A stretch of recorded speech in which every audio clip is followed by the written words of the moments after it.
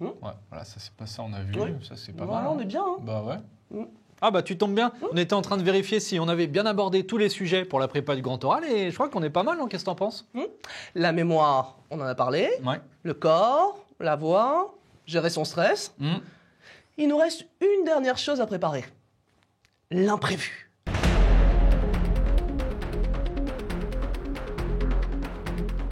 Et oui, contrairement à ce qu'on peut penser, il est possible de se préparer à vivre un imprévu pour que le moment venu, on sache gérer cette difficulté.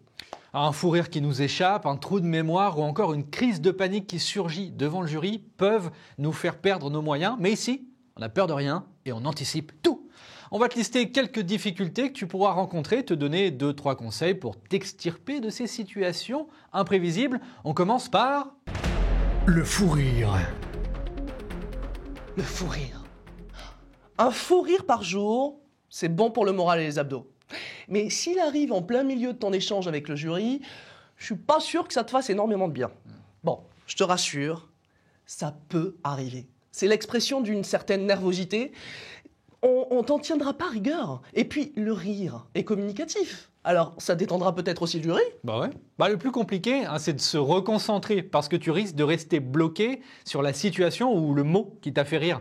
Alors pour casser cette boucle, inspire profondément et expire. Sur 4 temps, comme on l'a vu pour d'autres situations, et tu repars.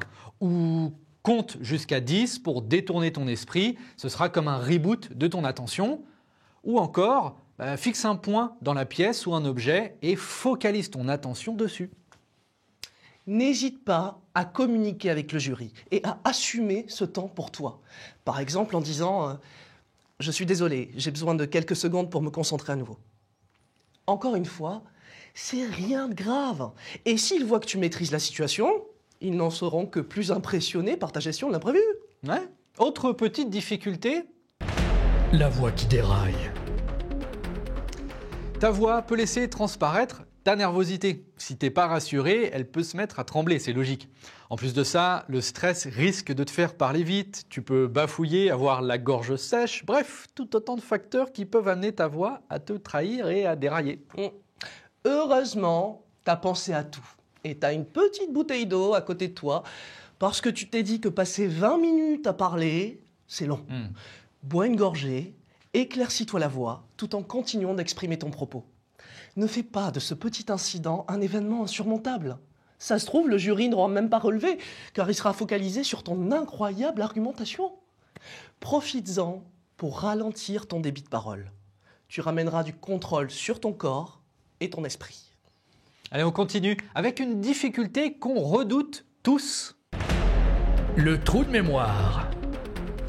Ça peut être terrible et dès qu'on apprend un texte, cette angoisse y est tout de suite associée. Alors, je te rassure, ça arrive à tout le monde. Perso, alors je sais pas toi, mais moi, c'est un truc que je redoute toujours. C'est pour ça que je m'efforce d'apprendre tous mes textes sur le bout des doigts.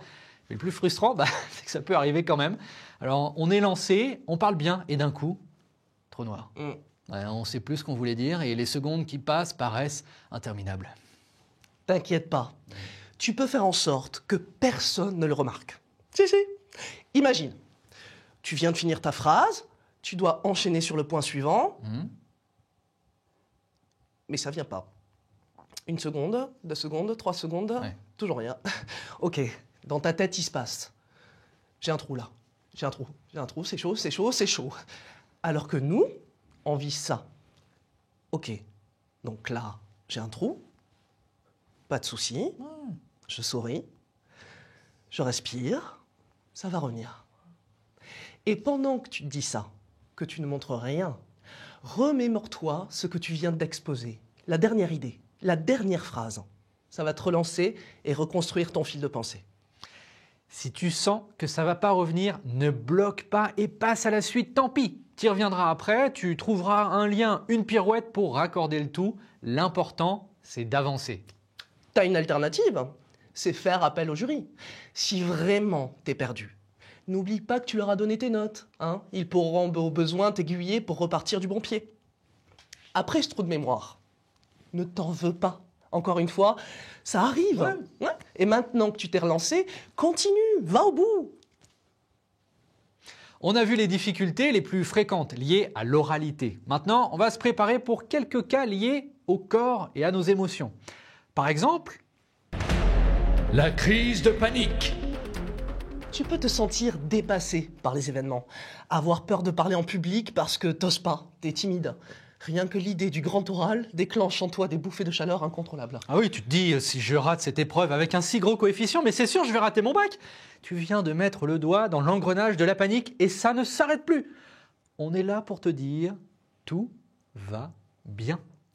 C'est pas productif d'anticiper le négatif, ça va pas te donner des bons réflexes, même si ça peut très bien se comprendre.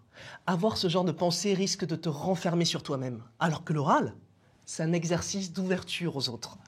Transforme ces pensées négatives en pensées positives. C'est une situation nouvelle, certes, mais pas forcément inconfortable. Tu peux même passer un bon moment avec le jury. Et si tu te disais plutôt, oui, je suis timide, mais le grand oral sera une bonne occasion pour me dépasser. Si je rate cette épreuve, j'en aurai d'autres pour me rattraper. Et en fait, je vais peut-être pas la rater, je vais même la réussir. Ouais, allez, je vais y arriver. Vois le verre à moitié plein plutôt qu'à moitié vide. C'est aussi simple que ça. Tu peux éprouver une certaine forme de panique lorsqu'on va te poser une question à laquelle tu ne sais pas répondre. Imagine. Ta première partie s'est super bien passée. Ouais. Tu as géré tes émotions, tu t'exprimes très bien, ton articulation est parfaite, pas de trou de mémoire, tu marches sur l'eau. Génial. Et puis arrive l'échange avec le jury. Et là, sans prévenir, l'un des deux membres te pose une question qui te déstabilise complètement. Alors, ce n'est pas une question forcément compliquée, mais c'est un angle que tu n'avais pas vraiment anticipé, ou alors tu te sens un peu faible dans tes connaissances pour y répondre. Tu sens que tu commences à perdre pied, ton rythme cardiaque s'accélère, mais c'est à ce moment-là qu'il ne faut rien lâcher. Dans un premier temps, tu peux demander plus de précision pour t'assurer que tu as bien compris la question, et entre nous, tu gagneras un peu de temps pour réfléchir. Ensuite, utilise tout ce qu'on vient de voir pour ne pas céder à la panique. Prends une large inspiration, mets de côté tes émotions et utilise tes connaissances. T'as bossé pendant des semaines, c'est ton sujet, donc tu peux forcément apporter une réponse à cette question. Ouais. Ton autre solution, c'est d'accepter de ne pas avoir la réponse et dire simplement au jury « je suis navré, je ne sais pas ». Alors, évite de le dire à chaque question quand même. Ouais. Tu peux prendre le parti aussi d'apporter une information complémentaire, même si ce n'est pas celle précisément demandée, au moins ça montrera que tu fais un effort. Dis-toi bien que ton grand oral ne se joue pas sur une seule question, mais bien sur la totalité des 20 minutes. Oui. Sois indulgent avec toi-même et garde le cap jusqu'au bout. Qui te dit qu'à la question suivante, tu vas pas sortir une réponse éblouissante ? Bah ouais, c'est vrai. Tiens, alors ça me fait penser, à l'inverse, on te pose une première question, et là, tu te lances, mais tu réponds complètement à côté. Et le jury te le fait remarquer. Bon, c'est ce qu'on appelle un faux départ. Bon, ne te désunis pas, tu as toutes les preuves pour te rattraper. Adresse-toi pendant une petite poignée de minutes aux membres du jury qui te semblent le plus ouverts, sympathiques, pour retrouver ta confiance à travers lui. Allez, pour finir, si jamais tu sens que tu rougis, que tu te mets à transpirer, ne sois pas gêné. C'est une réaction physiologique normale face au stress. Ton corps est en surchauffe, il faut juste respirer profondément pour ventiler. Toutes les astuces qu'on a vues et bien d'autres disponibles dans la vidéo sur la gestion sur le stress t'aideront à te rassurer et à donner l'information à ton cerveau que tout va bien. N'oublie pas, il peut se passer plein de choses auxquelles on n'aura pas pensé car il est impossible de tout prévoir. L'important, c'est de se préparer mentalement à bien réagir, à s'adapter pour ne pas subir les différents événements, mais les maîtriser. Un bon conseil, travaille bien ton intro pour avoir un bon lancement qui fera l'effet d'un tremplin. Et aussi ta conclusion, pour laisser le jury sur une bonne impression. Tout ce que tu as à savoir, c'est qu'une fois rentré dans la pièce, tu délivres un travail. Ta vision sur une de tes deux questions, donc tu es en maîtrise. Tu sais de quoi tu parles, bref, tu as déjà gagné.